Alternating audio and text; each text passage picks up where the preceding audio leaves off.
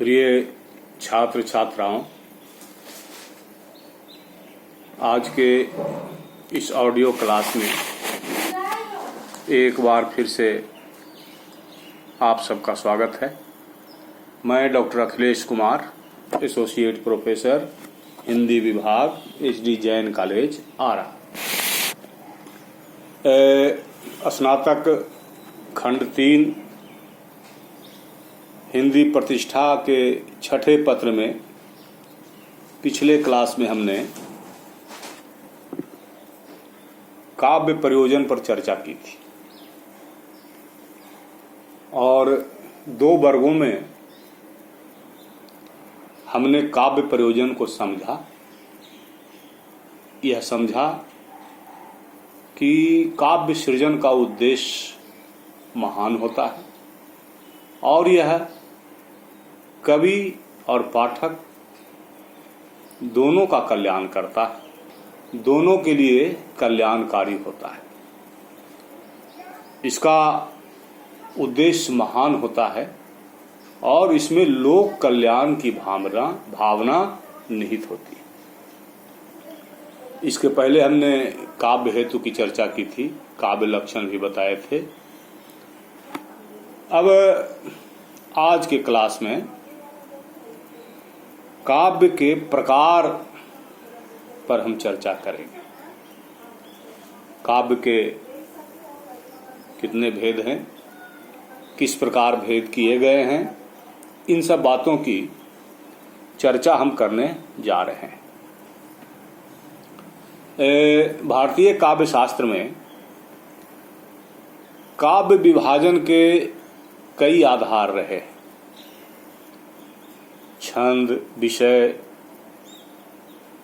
एवं स्वरूप विधान के आधार पर आचार्यों ने काव्य का वर्गीकरण किया है।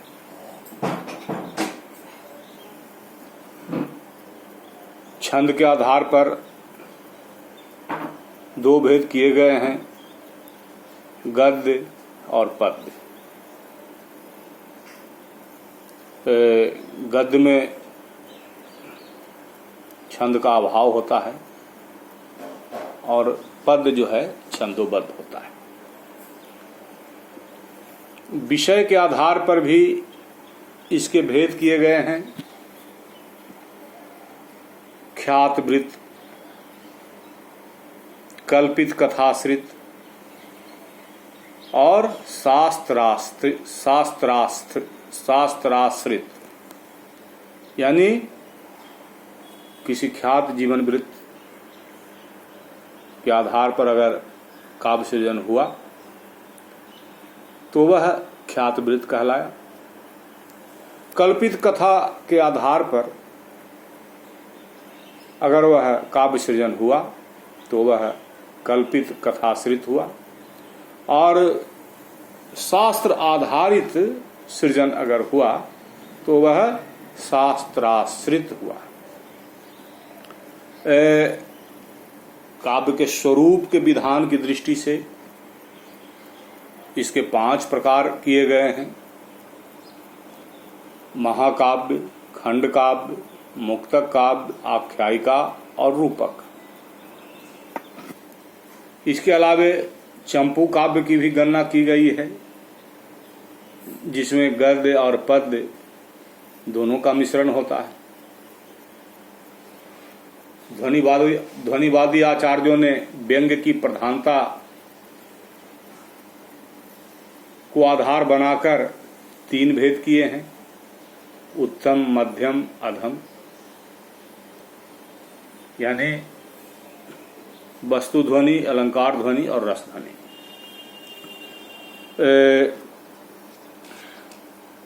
पंडित राज जगन्नाथ ने ध्वनि सिद्धांत की मान्यताओं का परिष्कार करते हुए अपने दृष्टिकोण से काव्य के 4 प्रकार किए हैं। उत्तमोत्तम, उत्तम, मध्यम एवं अधम। ध्वनि काव्य को इन्होंने उत्तमोत्तम काव्य कहा, जिसमें शब्द और अर्थ अपने को अप्रधान बनाकर किसी विशेष अर्थ या व्यंग्य को व्यंजित करते हैं।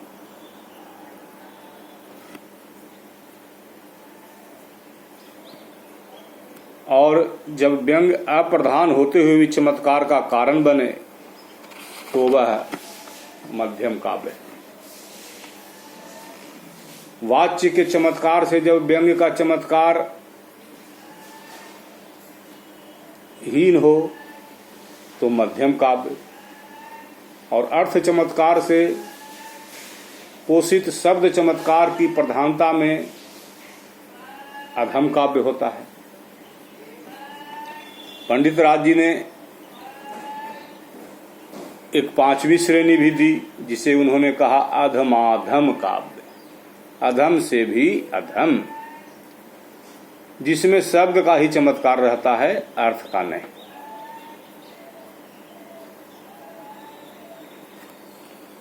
साहित्य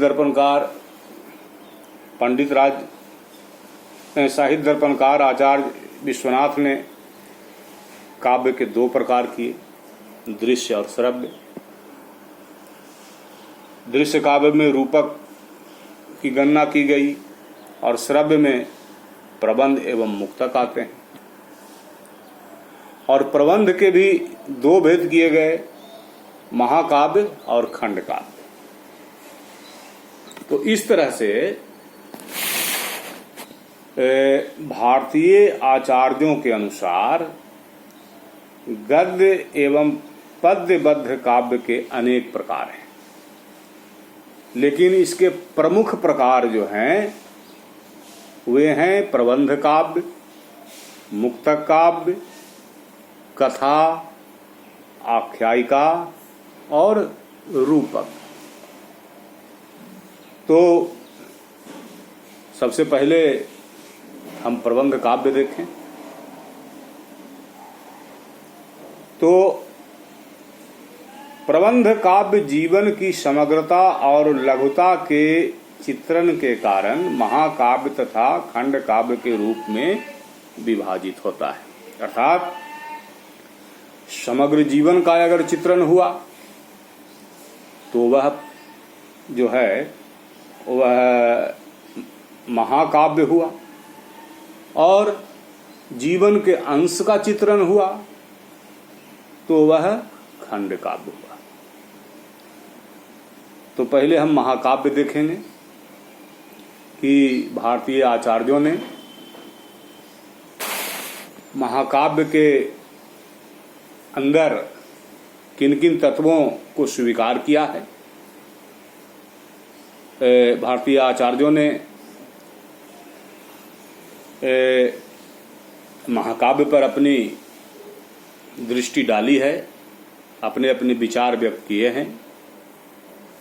आचार्य भरत तो रूपक के प्रणेता रहे, तो संस्कृत काव्याचार्यों में भामह, दंडी, रुद्रट, कुंतक, अग्नि पुराणकार, आचार्य विश्वनाथ आदि आचार्यों ने महाकाव्य के स्वरूप का निर्देशन किया है।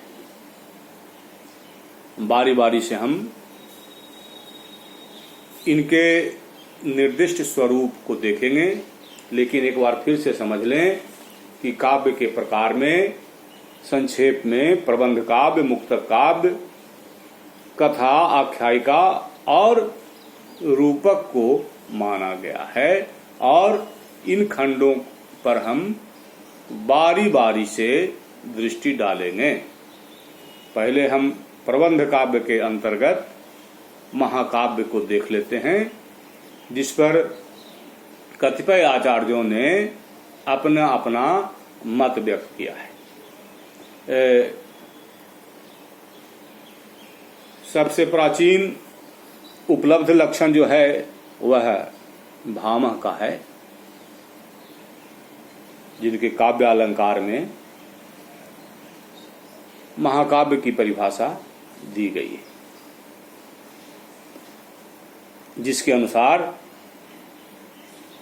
भामह ने बंध, आकार, नायक, अभिव्यंजना, वर्ण विषय, रचना विधान, औचित्य एवं आस्वादन की दृष्टि से उसका स्वरूप निर्धारण किया है। भामा के अनुसार महाकाव्य सर्गबद्ध होना चाहिए और उसका संबंध महान चरित्रों से होना चाहिए। राजे महाराजा ही पहले महाकाव्यों के नायक हुआ करते थे। यह अलग बात है कि मुंशी प्रेमचंद ने अपने गोदान में होरी जैसे एक साधारण कृषक को नायकत्व का गौरव प्रदान किया। तो हम आचार्य भामा की परिभाषा देख रहे हैं महाकाव्य की दृष्टि बंध, आकार, नायक, अभिव्यंजना, वर्ण विषय, रचना विधान, औचित्य एवं आस्वादन की दृष्टि से आचार्य भामा ने उसका स्वरूप निर्धारण किया है और उन्होंने कहा है कि महाकाव्य सर्गबद्ध होना चाहिए। इसका संबंध महान चरित्रों से होना चाहिए, आकार में इसे बड़ा होना चाहिए, ग्राम्य शब्दों को महाकाव्य में जगह नहीं होनी चाहिए, अर्थ सौष्ठव संपन्न होना चाहिए, अलंकार युक्त होना चाहिए तथा सत्पुरुष आश्रित होना चाहिए। वह मंत्रणा, दूत संप्रेषण, अभियान, युद्ध, नायक का अभ्युदय, पंच संधि समन्वित, अनति व्याख्येय एवं त्रुटि एवं रिद्धि पूर्ण होना चाहिए। महाकाव्य में चतुर्वर्ग की प्रधानता होने पर भी, चतुर्वर्ग अर्थात धर्म, अर्थ, काम और मोक्ष पर भी प्रधानता अर्थ निरूपण का होना चाहिए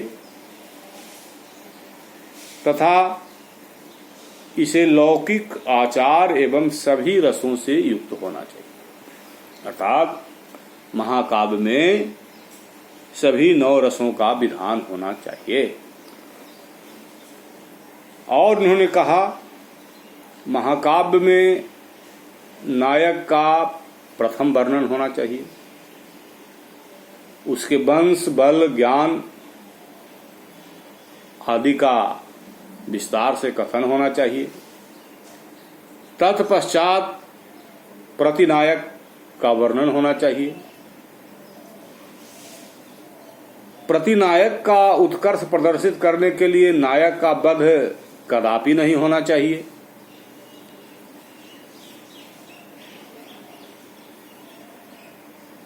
और अगर ऐसा होता है तो वैसे प्रतिनायक को महाकाव्य में स्थान नहीं मिलना चाहिए, या उस तरह का नायक नहीं बनाया जाना चाहिए जो प्रतिनायक के हाथ हो, जिसका वध हो जाए। तो भामा ने जो अपना संक्षिप्त लक्षण दिया है उसमें महाकाव्य की गरिमा के अनुसार तत्वों का समायोजन किया है, लेकिन इन्होंने छंद एवं वर्ण विषय का उल्लेख नहीं किया है।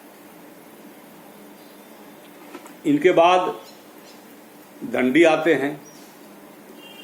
दंडी अपने लक्षणों में कुछ नवीनता लेकर आते हैं। उनके अनुसार महाकाव्य के प्रारंभ में आशीर्वाद, नमस्कार एवं वस्तु निर्देश की योजना होनी चाहिए। विरहजन्य प्रेम, विवाह, कुमारोत्पत्ति, विचार विमर्श, राजदूतत्व, अभियान, युद्ध तथा नायक की विजय आदि का वर्णन होना चाहिए। दंडी ने प्रकृति चित्रण एवं सामाजिक विधि विधानों का भी संयोजन किया है।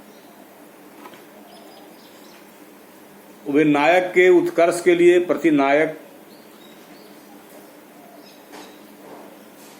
के वध तथा पराक्रम का वर्णन भी, प्रतिनायक के वंश तथा पराक्रम का वर्णन भी आवश्यक मानते हैं, क्योंकि नायक का वास्तविक उत्कर्ष गुणवान प्रतिपक्षी की पराजय में ही निहित है। अर्थात मजबूत प्रतिपक्षी को परास्त करने से नायक को की महिमा बढ़ती है। यह बिल्कुल सही बात है। दंडी के अनुसार नायक को चतुर और उदात्त होना चाहिए। दंडी ने महाकाव्य में चतुर्वर्ग का विधान एवं सभी के संयोजन पर भी बल दिया है।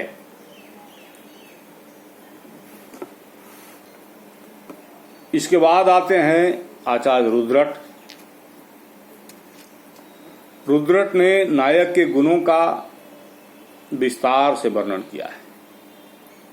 उनके अनुसार महाकाव्य का नायक त्रिवर्ग की प्राप्ति में धर्म अर्थ काम में संलग्न होना चाहिए, लीन होना चाहिए, और प्रभु शक्ति, प्रभाव शक्ति, मंत्र शक्ति, उत्साह शक्ति आदि से समन्वित होना चाहिए। राज्य का विधिवत पालन करता होना चाहिए। प्रजा को आनंदित करने वाला होना चाहिए। सर्वगुण संपन्न होना चाहिए तथा अपने मित्रों के हित के निमित्त धर्म आदि कार्य में संलग्न रहने वाला होना चाहिए। रुद्रट ने दंडी की भांति प्रतिपक्षी को भी नायक के समान गुण वाला माना है। इनके अनुसार प्रतिनायक के साथ युद्ध में नायक की विजय अवश्य दिखाई जाए, पर वह विजय कष्ट साध्य या कठिन संघर्ष के कारण प्राप्त हो, अर्थात आसान विजय नहीं होनी चाहिए। नायक और प्रतिनायक का संघर्ष जितना तगड़ा होगा, महाकाव्य को उतना ही उत्कर्ष प्राप्त होगा। प्रतिनायक जो है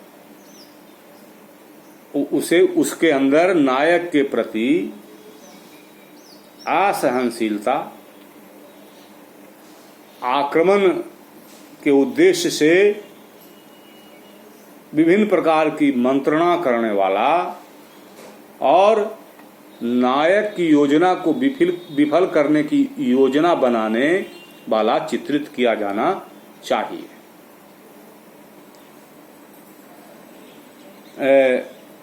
रुद्रट ने कथा प्रसंग में नागरिकों के जमघट, जनपद, पर्वत, नदी, कानन, सरोवर, मरुभूमि, समुद्र, द्वीप,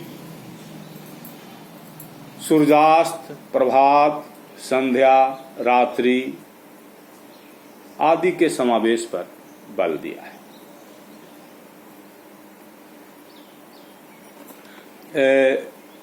रुद्रट के बाद आचार्य विश्वनाथ ने भी महाकाव्य के लक्षण पर विचार किया है और इनका भी मानना है कि महाकाव्य सर्गबद्ध हो, इसका नायक देवता या कुलीन क्षत्रिय हो, जो धीरोदात्त गुण से समन्वित हो।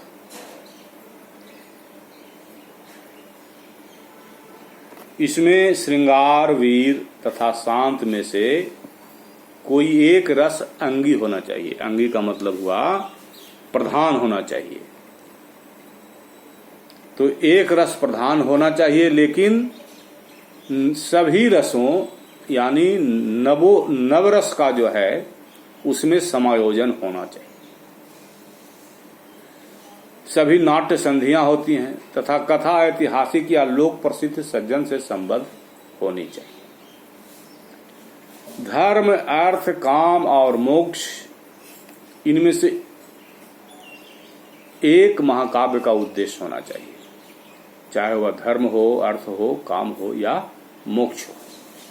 और महाकाव्य के आरंभ में आशीर्वाद, नमस्कार या वर्ण वस्तु का निर्देश होना चाहिए। कहीं कहीं दुष्टों की निंदा भी हो सकती है और सज्जनों की प्रशंसा भी हो सकती है। महाकाव्य में न तो अत्यंत बड़े और न अत्यंत छोटे 8 से अधिक सर्ग होने चाहिए, यानी कि कम से कम 8 सर्ग तो होने चाहिए तथा प्रत्येक सर्ग में एक ही छंद का प्रयोग हो, पर सर्ग के अंत में छंद बदल दिया जाए। कहीं कहीं एक सर्ग में अनेक छंद भी प्रयुक्त होते हैं तथा सर्ग के अंत में भावी सर्ग की कथा की सूचना होती है। इनका भी कहना है कि महाकाव्य में संध्या, सूर्य, चंद्रमा, रात्रि, अंधकार, दिन, प्रातःकाल, मध्याह्न, पर्वत, वन, समुद्र, संभोग, वियोग, यात्रा, विवाह, पुत्र आदि का वर्णन होना चाहिए। और इसका नामकरण जो है वह कवि, कथा वस्तु, इसका नामकरण कवि, कथा वस्तु या नायक नायिका के आधार पर होना चाहिए, किंतु कहीं इसके अतिरिक्त भी नामकरण किया जाता है। तो इस तरह से हमने कुछ आचार्यों के मतों को महाकाव्य के लक्षण के परिप्रेक्ष्य में आप सबके सामने प्रस्तुत किया और इन मतों को का सार अगर हम लेना चाहें, निचोड़ अगर हम लेना चाहें, निष्कर्ष निकालना चाहें तो इस प्रकार से निकाल सकते हैं। पहला बिंदु होगा कि महाकाव्य का कथानक कल्पित, ऐतिहासिक या पौराणिक अथवा मिश्रित तीनों प्रकार का हो सकता है। दूसरा होगा इसमें जीवन का चित्रण विराट पटभूमि पर पूरी समग्रता के साथ होता है। महाकाव्य में संपूर्ण जीवन चित्रित होता है, बहुत बड़े फलक पर विस्तार के साथ। कवि महाकाव्य में जीवन का संपूर्ण चित्र उपस्थित कर उसमें गरिमा एवं उदात्तता का समावेश करता है। उसमें अधिकाधिक या मुख्य कथा के अतिरिक्त प्रासंगिक कथा का भी नियोजन किया जाता है और महाकाव्य में की एक घटना का दूसरी घटना के साथ संबंध सहज रूप से होना चाहिए। फिर तीसरा बिंदु है महाकाव्य में वस्तु व्यंजना के रूप में प्रकृति का सांगोपांग चित्रण होना चाहिए। नदी, पर्वत, आकाश, विवाह, पुत्रोत्सव आदि का पूर्ण चित्रण होना चाहिए। इसमें विविध राजनीतिक एवं सामाजिक पक्षों का भी समावेश किया जाना चाहिए। अगला बिंदु है महाकाव्य में अति प्राकृत एवं अति मानवीय घटनाओं का भी समावेश किया जाए, पर उसका संबंध तदनुकूल पात्रों के साथ होना चाहिए, पात्रों से मेल खाना चाहिए। अगला बिंदु है विविध विषयों के वर्णन में रम्यता, रोचकता होनी चाहिए, उसके औचित्य का ध्यान रखा जाना चाहिए। कथा वस्तु के साथ उसका संबंध होना चाहिए। अगला बिंदु है महाकाव्य में नाटकीय तत्वों का नियोजन कर पंच संधियों के विधान की व्यवस्था भी होनी चाहिए। और ये पंच संधि जो है बीज बिंदु पताका प्रकरी कार्य, इसका समावेश होना चाहिए। अब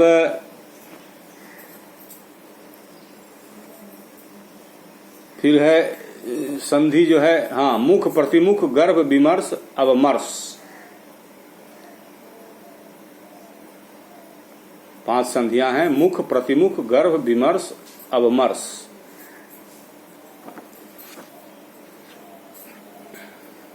तो इसके साथ महाकाव्य की शैली पर भी प्रकाश डाला गया है आचार्यों के द्वारा, जिसके अनुसार महाकाव्य में 8 से अधिक सर्गों का नियोजन होना चाहिए और सर्ग न बहुत बड़े हों न बहुत छोटे हों, और सर्गों का नामकरण वर्णित वृत्त के आधार पर हो अथवा नहीं भी हो। सर्ग का आप नाम दे सकते हैं या नहीं भी दे सकते। फिर शैली के अंतर्गत इसका नामकरण वर्ण वस्तु, चरित नायक या कवि के नाम पर होना चाहिए।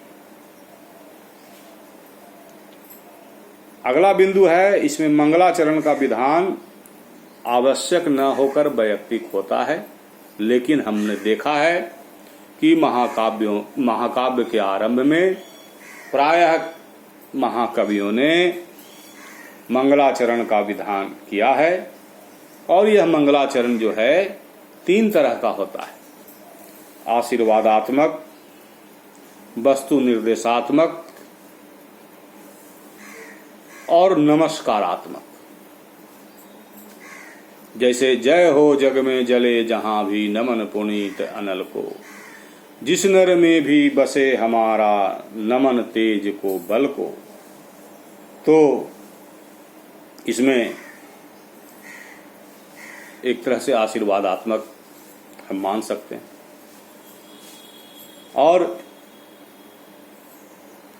तो ये 3 तरह का मंगलाचरण होता है: आशीर्वादात्मक, वस्तु निर्देशात्मक या नमस्कारात्मक।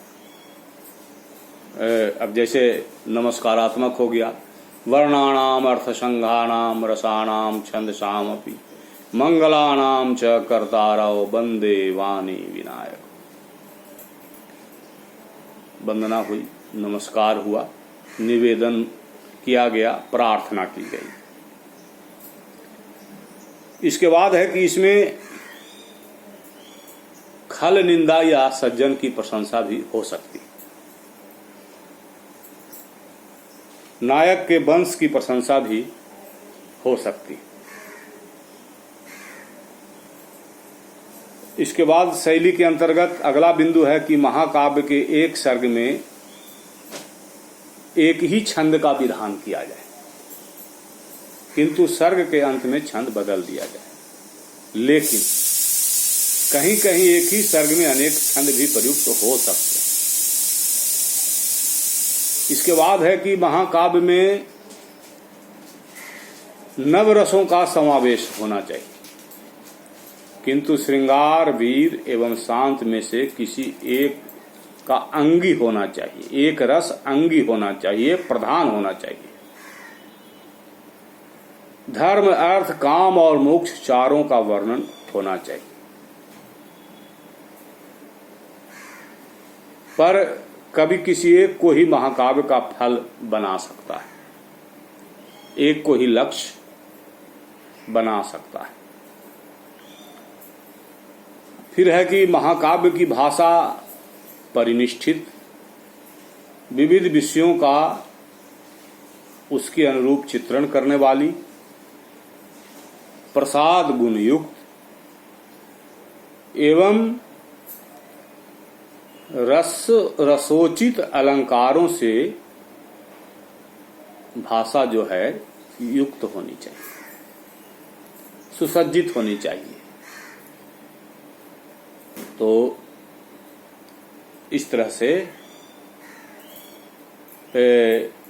एक कुछ बिंदु हुए जो महाकाव्य की गरिमा के अनुरूप भाषा की गंभीरता तथा उदात्तता पर प्रकाश डाला गया, और इस तरह से आचार्यों के मतों के ये निष्कर्ष रहे। भाव पक्ष और कला पक्ष दोनों ओर के निष्कर्ष रहे, कुछ बिंदु रहे। भाव पक्ष के बिंदु रहे 6 बिंदु आपके सामने रखे गए, और शैली पक्ष के भी 6 बिंदु आपके सम्मुख रखे गए, और इन बिंदुओं के आधार पर जो महाकाव्य हैं उन महाकाव्यों को देखा जा सकता है। तो संक्षेप में काव्य के प्रकार के अंतर्गत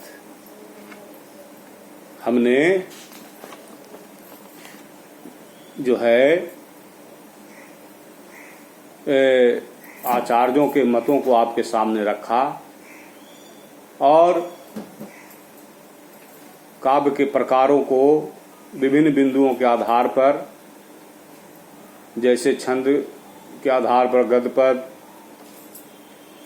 इसके बाद में विषय के आधार पर ख्यातवृत्त, कल्पित, कथाश्रित और शास्त्राश्रित, और स्वरूप विधान की दृष्टि से महाकाव्य, खंडकाव्य, मुक्तक, आख्यायिका, रूपक, और आगे आकर के उसको समेटते हुए हमने प्रबंध काव्य, मुक्तक, कथा, आख्यायिका और रूपक पर आकर के केंद्रित किया, और यह भी कहा कि यह काव्य 2 प्रकार का होता है, दृश्य काव्य और श्रव्य काव्य, और ये प्रबंध काव्य, मुक्तक, कथा, आख्यायिका और रूपक इसके अंतर्गत हैं। रूपक जो है वह दृश्य काव्य है, जबकि प्रबंध काव्य, मुक्तक, कथा, आख्यायिका, श्रव्य काव्य। तो हमने कहा कि एक एक कर हम इसकी चर्चा करेंगे, और इस चर्चा के क्रम में प्रबंध काव्य के अंतर्गत चूंकि महाकाव्य और खंड काव्य आता है, तो आज हमने महाकाव्य पर प्रकाश डाला कि महाकाव्य के अंतर्गत क्या क्या तत्व होने चाहिए जो उस रचना को महाकाव्य बनाता है, भाव पक्ष के अंतर्गत क्या होना चाहिए, कला पक्ष के अंतर्गत क्या होना चाहिए। इन सब बातों की विस्तार से आपके सामने चर्चा हुई। चर्चा आगे भी जारी रहेगी और क्रम से जारी रहेगी, मगर आज की चर्चा को यहीं पर रोकना होगा, और इसके बाद फिर हम आगे की चर्चा करेंगे इसी काव्य के प्रकार के अंतर्गत। तो आज के वर्ग के लिए इतना ही। धन्यवाद।